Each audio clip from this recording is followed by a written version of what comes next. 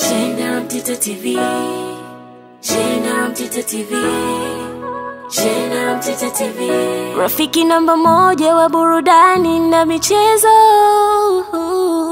Rafiki namba moja wa burudani na michezo. Leo niko sehemu ambapo panaweza kubadilisha muonekano na taswira yako kwa sasa. Niko hapa JNR Mtita Unisex Saloon. Wakati mwingine tena, karibu kwenye Sports Info. Ni update za kisoka, ndicho kitu ambacho nakuletea hivi sasa. Na kwenye mitandao ya kijamii kumenoga sana sakata la Yanga Afrika dhidi ya bodi ya ligi na TFF limekuwa kubwa sana. Wachambuzi wakiwa wanaandika vitu vingi sana kupitia mitandao yao kijamii, na hii ni athari tu ya kuahirishwa kwa dabi ya tarehe 8 mwezi huu wa 3 2025 katika dimba la Benjamin Mkapa, Young Africans akiwa kama ndio timu mwenyeji alipokuwa anacheza na Simba Sports Club, lakini mchezo huo haukuweza kufanikiwa kuchezwa kutokana na viashiria kama vya ugomvi au usalama kutokea kuanzia siku ya tarehe 7 ambapo maandalizi ya mchezo huo.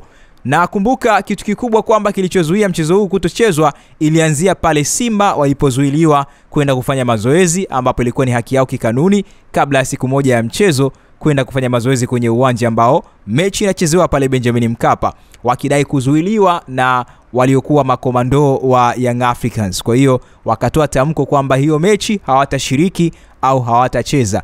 Lakini bodi ya ligi kupitia mwenyekiti wao Steven Mguto, yeye aliweza kutoa neno asubuhi ya mchezo huo, ilikuwa ni tarehe 8, akisema kwamba mchezo uko pale pale, lakini ilipofika majira ya mchana mchezo uliwezwa kuahirishwa. Sasa Young Africans wanadai haki yao, akisema kwamba hakuna sababu ya kuahirisha mchezo huo, hakukuwa na sababu yoyote. Kwa hiyo waliandikia barua bodi ya ligi na bodi ya ligi imetoa majibu. Young Africans hajaridhishwa nayo na wameenda kule CAS kwa ajili ya kuweza kutaka kupata haki yao. Sasa moja kati ya wachambuzi ambao wakionekana kama wanaitetea Young Africans ni Hans Raphael kutoka Crown Media, ambaye yeye amekuwa akijikita zaidi kuweza kuongelea kanuni zaidi kwamba mchezo litakuwa kuchezwa, hakukuwa na sababu ya kuahirishwa ule mchezo. Lakini wadau wa soka hususan mashabiki wa Simba wanaona kama anaegemea upande wa watani wao Young Africans, kama anaitetea hivi. Sasa inaonekana kama jambo Hans Raphael anaona kwa upande wa Young Africans wanaenda kushinda hii kesi.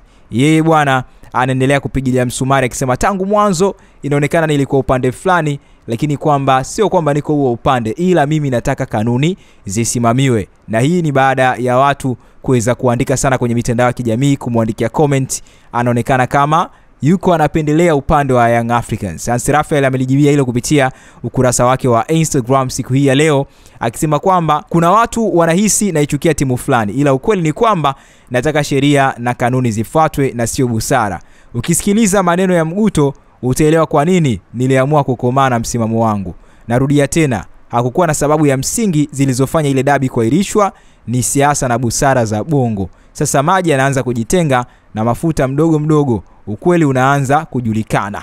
Ndicho kitu ambacho anakiandika Hans Raphael, akisema kwamba kupitia interview ya mwenyekiti wa bodi ya ligi Steven Mguto anaanza kuona wazi kabisa kile ambacho amekiongea mwanzo. Hakukuwa na sababu ya kuahirisha dabi, ila busara ndio imetumika. Ndicho kitu ambacho kinaanza kutokea, yani kama ukweli unaanza kuonekana, mafuta na maji vinaanza kujitenga. Hans Raphael anaona kabisa yeye ni ushindi kwenye kile ambacho amekuwa akikisimamia.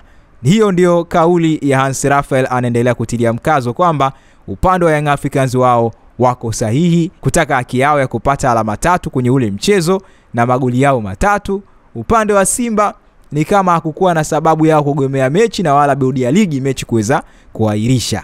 Maoni yako ni yapi kwa hiki ambacho kinaendelea hivi sasa? Lakini pia kwa upande wa Hans Raphael, mpe komenti moja tu hapo chini, itakuwa ni fresh sana ukiweza kuituma komenti yako hapo chini. Usisahau kusubscribe ili uwe number 1 kupata habari zetu kutoka hapa rafiki namba moja ya burudani na michezo, JNR Mtita TV. Leo niko sehemu ambapo panaweza kubadilisha muonekano na taswira yako kwa sasa. Niko hapa JNR Mtita Unisex Saloon. Dada, mama, kijana ambaye unataka muonekano mzuri, kupendeza kwako ndio fahari yetu, na tuko hapa kwa ajili ya kuhudumia. Njoo tukupendezeshe leo kwa huduma zote za saluni ya kike. Basi sehemu sahihi kwako ni JNR Mtita Unisex Saloon Mikwambe. Usiogope muonekano wa saluni zetu kama vile ambavyo zinaonekana. Ukifika hapa push au vuta, ingia nani, nenda kahudumiwe kwa mitindo yote ya nywele ambayo sasa hivi iko bora na ina trend hapa town.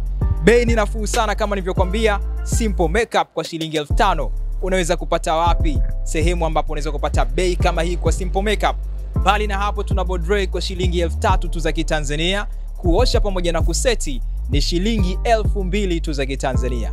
J&R Mtita Unisex Saloon, karibu upendeze kama mimi vile ambavyo nakaribia siku hii ya leo.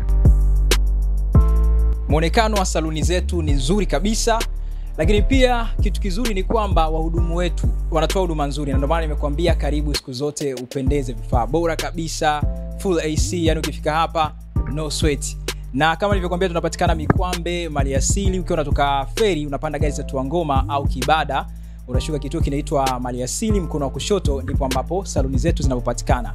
Tembelea leo kupitia ukurasa wa Instagram kwa jina la @official_JRMtita_unisex. Karibu upendeze.